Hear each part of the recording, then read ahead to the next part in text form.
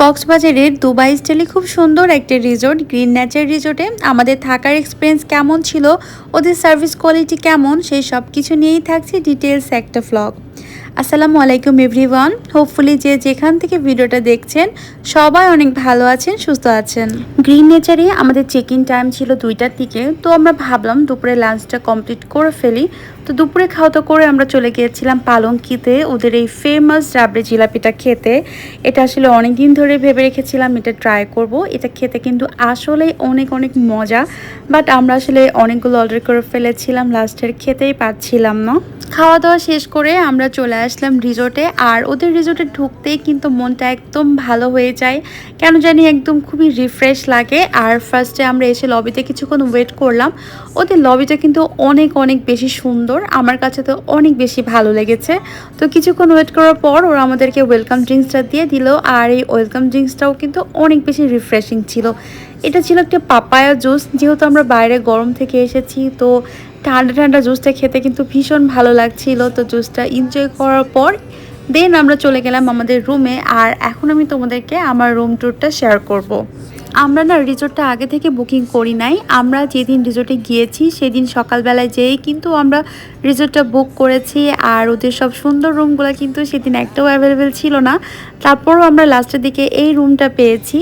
তো দেখো ফার্স্টে রুমে ঢুকতেই কিন্তু রুমটা আমার কাছে অনেক বেশি ভালো লেগেছে। খুবই সিম্পল আর খুবই সিমচাম করে গোছানো ছিল। তো সমস্ত হোটেলে যে টাইপের বেডগুলা থাকে অ্যাটাচ বেডগুলা, তো ওরকমই একটা বেড ছিল আর একটা ড্রেসিংও ছিল। তবে ড্রেসিং এরিয়াটা কিন্তু আমার কাছে বেশ ভালো লেগেছে, কারণ ওখানে পর্যাপ্ত লাইটের ব্যবস্থা ছিল। আর ফার্স্টে দরজার পাশেই কিন্তু ছিল এরকম একটা সোফা, তার পাশে একটা ছোট টি টেবিল দেওয়া ছিল।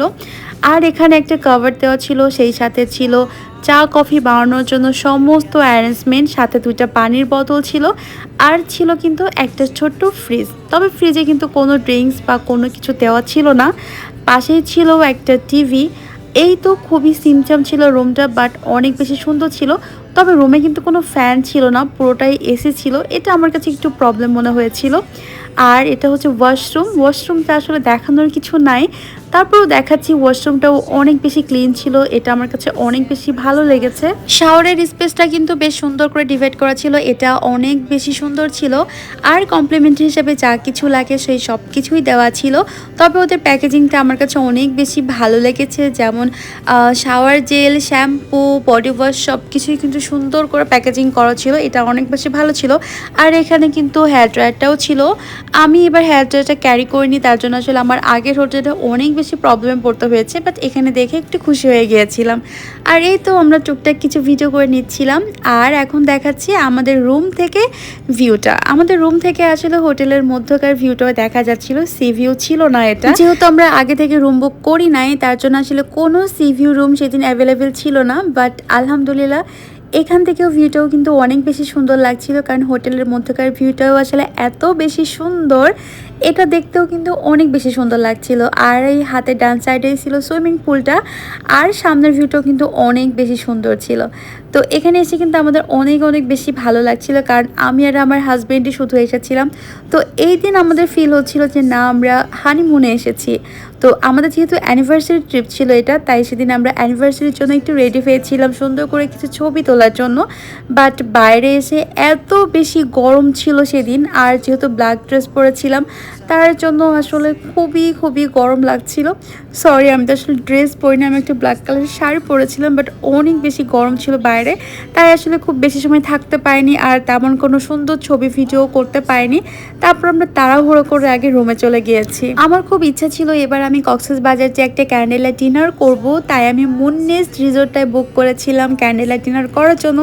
বাট ওটা আসলে অনেক বেশি ভেতরে, তো লাস্ট মোমেন্টে ওইটা আর আমাদের হয়নি, তার জন্য আমি একটু স্যাড ছিলাম। বাট আমি ভেবেছি যে ঢাকায় যে করবো ইনশাল্লাহ। তো এই তো তাদের রুমে যে আগে আমরা ড্রেসটা চেঞ্জ করে একটা কমফোর্টেবল ড্রেস পরে নিয়েছি, কারণ অনেক বেশি গরম ছিল। তারপর আবার একটু বাইরে এসেছিলাম, সুইমিং পুলের পাশে এসেছিলাম। আর সুইমিং করার জন্য কিন্তু সময় ছিল 1 ঘন্টা, তো তোমরা যে কোনো সময় করতে পারবে এটা। তো আমরা ডিসাইড করেছিলাম আমরা পরের দিন সকালবেলা করব। তারপর আমরা চলে গেলাম একটু বিচ সাইডে। আর এই ফলটা কি নাম যেন, আমি তো ভুলেই গেলাম, প্যাশন ফ্রুট না কি একটা যেন, এই মুহূর্তে আসলে মনে পড়ছে না।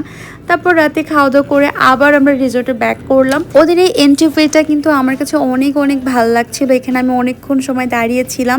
দিনের বেলাও কিন্তু ভিউটা অনেক বেশি সুন্দর লাগছিল। কেন যেন রিসোর্টটাই আসলে আমার অনেক বেশি ভালো লেগেছে। আমার অনেক ভালো ভালো মেমোরিজ এখানে। আর কেন যেন ওদের নামের সাথে খুব মিল ছিল, নামটাও যেমন গ্রিন নেচার। আসলে আমি খুব শান্তি অনুভব করছিলাম এখানে। আর সন্ধ্যা থেকেই কিন্তু এখানে লাইভ মিউজিক হচ্ছিল। এখানে কিন্তু তোমরা লাইভ বারবিকিউ পাবা। এই যে এখানেই কিন্তু ওদের রেস্টুরেন্টটা, তোমরা যা কিছু ইচ্ছা এখান থেকে কিন্তু অর্ডার করতে পারো। তোমাদের সামনেই কিন্তু ওরা সব বানিয়ে দিবে। আর সন্ধ্যা থেকে যেহেতু লাইভ মিউজিক হচ্ছিল, মানে অ্যাম্বিয়েন্সটা এত সুন্দর লাগছিল। রুমে বসেও কিন্তু খুব দারুণ এনজয় করছিলাম। সেই সাথে কিন্তু আমরা মাঝে মধ্যে একটু বাইরে এসেও বসছিলাম। এই সময়টা কিন্তু আমরা আসলে অনেক অনেক বেশি এনজয় করেছি। আমাদের অনেক ভালো সময় কেটেছে। তো এই ছিল গ্রিন নেচারে আমাদের প্রথম দিনটা। নেক্সট ভিডিওতে কিন্তু শেয়ার করবো ওদের বুফে ব্রেকফাস্টটা কেমন ছিল। সেই পর্যন্ত তোমরা সবাই অনেক ভালো থেকো, সুস্থ থেকো। আল্লাহ হাফেজ।